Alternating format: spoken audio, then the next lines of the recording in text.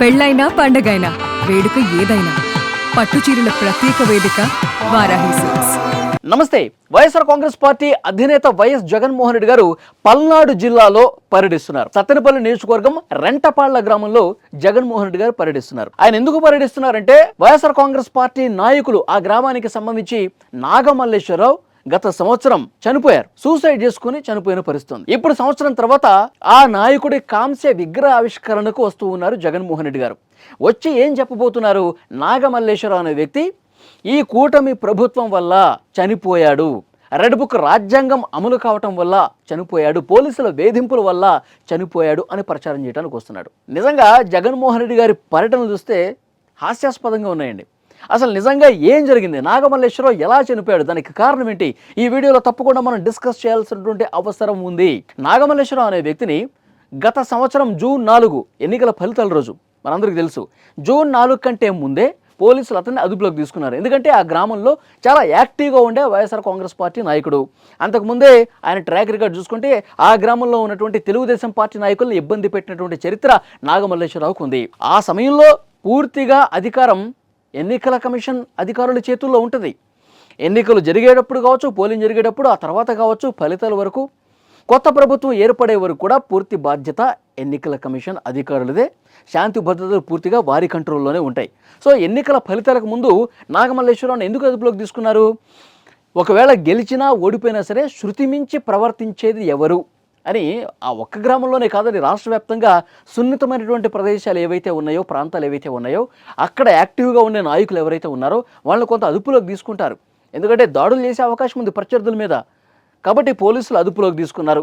ఎన్నికల ఫలితాలు వచ్చేసినాయి. కూటమి మంచి విజయం సాధించినట్టుగా ఫలితాల్లో తేలింది. ఆ తర్వాత 1-2 రోజుల్లో పోలీసులు అతన్ని వదిలిపెట్టేశారు. అతను ఎందుకు చనిపోయాడంటే 2 ఎకరాల పొలం బెట్టింగ్ పెట్టాడండి.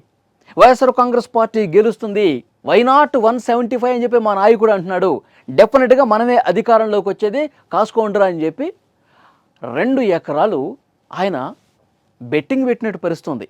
ఎన్నికల్లో ఓడిపోయింది పార్టీ, చాలా ఆశలు పెట్టుకున్నాడు, పొలము పోయింది, తను విపరీతంగా అభిమానించినటువంటి ఆ పార్టీ కూడా ఓడిపోయింది.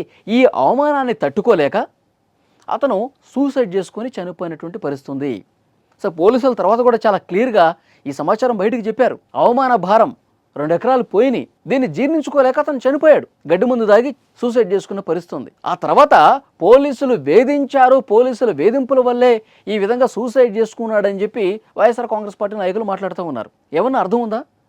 అతన్ని పోలీసులు అదుపులోకి తీసుకున్నది ఇప్పుడు, ఆయన విడిచిపెట్టిన తర్వాత ఏం జరిగింది, అసలు ఎందుకు సూసైడ్ చేసుకున్నాడు, కనీసం ఈ పరిజ్ఞానం లేకుండా ప్రభుత్వం మీద బురద జల్లడం కోసమే జగన్మోహన్ రెడ్డి గారు ఇలాంటి పర్యటనలు పెట్టుకుంటున్న పరిస్థితుంది. జూన్ 12 కదండి కొత్త ప్రభుత్వం ఏర్పడింది. చంద్రబాబు నాయుడు గారు మంత్రులందరూ ప్రమాణ స్వీకారం చేసింది ఎప్పుడు? జూన్ 12. దానికంటే ముందే అతను సూసైడ్ చేసుకుని చనిపోయాడు. ఎందుకు? బెట్టింగ్లో ఓడిపోయాడు, తర్వాత పార్టీ కూడా ఓడిపోయింది. అసలు వీళ్ళలో ఆశ కల్పించింది జగన్మోహన్ రెడ్డి గారేనండి. ఎందుకంటే ఇలాంటి వాళ్ళు అందరూ బెట్టింగ్లు విపరీతంగా ఎందుకు వేశారు? జగన్మోహన్ రెడ్డి గారు ఇష్టారీతిన ప్రచారం చేపించేశాడు. మనమే అధికారంలోకి వస్తున్నాం, వై నాట్ 175. అసలు తన పర్యటనలకి వైఎస్ఆర్ కాంగ్రెస్ పార్టీ ప్రచార సభలకి జనం లేకపోయినా గ్రీన్ మ్యాట్లు, బ్లూ మ్యాట్లు వేసి విపరీతంగా జనం వస్తున్నారని చెప్పి వాళ్ళ మీడియాలో ప్రచారం చేసుకోవటం. తర్వాత విశాఖలో మనం ప్రమాణ స్వీకారం చేసేస్తున్నాం, మంచి ముహూర్తం జూన్ 11 ఉంది, లేదు జూన్ 9వ తారీఖే బాగుందని చెప్పి ప్రచారం చేసుకోవటం. ఇష్టం వచ్చినట్టుగా అందరూ కూడా ఓడిపోతున్నారు ప్రత్యర్థులు. చంద్రబాబు నాయుడు కుప్పంలో ఓడిపోతున్నాడు, పిఠాపురంలో పవన్ కళ్యాణ్ ఓడిపోతున్నాడు, మంగళగిరిలో నారా లోకేష్ ఓడిపోతున్నాడు, అందరూ ఓడిపోతున్నారు. మన దెబ్బకు 175 మందే, వై నాట్ అని చెప్పి ఈ విధంగా ప్రచారం చేసి వాళ్ళ కార్యకర్తల్లో ఆశలు రేపి లేనిపోని భరోసా కల్పించి వాళ్ళని నట్టేట ముంచేశాడు జగన్మోహన్ రెడ్డి. క్లియర్గా అర్థమవుతుంది. సో ఇక్కడ మనం ఏం చెప్పుకోవాలి? జగన్మోహన్ రెడ్డి గారే చంపారనుకోవాలి. ఇంకా ఆ పార్టీ కార్యకర్తలు ఇట్లా బెట్టింగ్లు వేసి వాళ్ళ ఆస్తులన్నీ అమ్మేసుకొని వాళ్ళని చనిపోయేందుకు కారణమైంది ఆ పార్టీ అధ్యక్షుడే. 12కు ముందు చనిపోయాడంటే దానికి కారణం ఎవరు? ఈ కూటమి ప్రభుత్వానికి ఏం సంబంధం? ఈరోజు పల్నాడుకు వచ్చేసి వారి కుటుంబాన్ని పరామర్శించి ఈ ప్రభుత్వ నిర్వాహకం వల్లే నాగమల్లేశ్వరరావు చనిపోయాడని చెప్పి చెప్పడానికి వస్తూ ఉన్నారు. నిజంగా జగన్మోహన్ రెడ్డి గారి పర్యటనల గురించి మళ్ళొకసారి మనం మాట్లాడుకుంటే, రీసెంట్గా తెనాలి ఐతానగర్లో గంజాయి బ్యాచ్ని పరామర్శించారండి. అందరు నవ్వుకున్నారు. ఇలాంటి రౌడీ మోకల్ని జగన్మోహన్ రెడ్డి గారు పరామర్శించారా?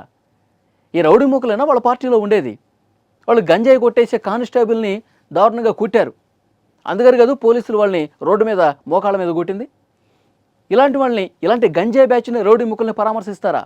అప్పుడెప్పుడో వినుకొండలో ఇద్దరు రౌడీ షీటర్లు కొట్టుకొని చనిపోతే అక్కడికి వచ్చి పరామర్శించడానికి వచ్చారు. అంటే ప్రజా సమస్యల మీద మనం స్పందిద్దాము, ప్రజలకి ఏది బాగుంటుంది, ప్రజల సంక్షేమం ఏదైనా అమలు కావటం లేదా, దాని మీద మనం పోరాటం చేయడం ఇది కాదు. రెడ్ బుక్ అమలు అవుతుంది, పోలీసులు ఇష్టారీతిన ప్రవర్తిస్తున్నారు, పోలీసుల మీద అవాకులు చవాకులు పేలటం. రెడ్ బుక్ రాజ్యాంగం, జగన్మోహన్ రెడ్డి గారు పూర్తిగా ఈ లోకేష్ గారు ఇది చేపిస్తా ఉన్నాడని చెప్పి మాట్లాడటం, పోలీసుల్ని లాక్కొచ్చి కొడతానంటాం, బట్టలోడు తీస్తానంటాం. ఇవన్నీ చూసుకుంటే జగన్మోహన్ రెడ్డి గారి ప్రవర్తన సరిగా లేదు. ఆయన మానసికంగా చాలా ఇబ్బంది పడతా ఉన్నాడు. కూటమి ప్రభుత్వం సంక్షేమ పథకాలన్నీ కూడా అమలు చేసుకుంటా పోతోంది, సక్సెస్ఫుల్గా ముందుకు పోతుంది, మనకి మళ్ళీ అధికారంలోకి వచ్చే పరిస్థితి కనిపించట్లేదని చెప్పి ఆయన పూర్తిగా ఆయన కాన్ఫిడెన్స్ పూర్తిగా పోతూ ఉంది.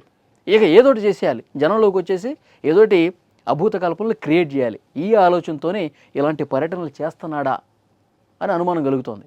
సో చూద్దాం జగన్మోహన్ రెడ్డి గారి ఈ పల్నాడు పర్యటనని మీరు ఏ విధంగా చూస్తారు? కామెంట్ రూపంలో తెలియజేయండి.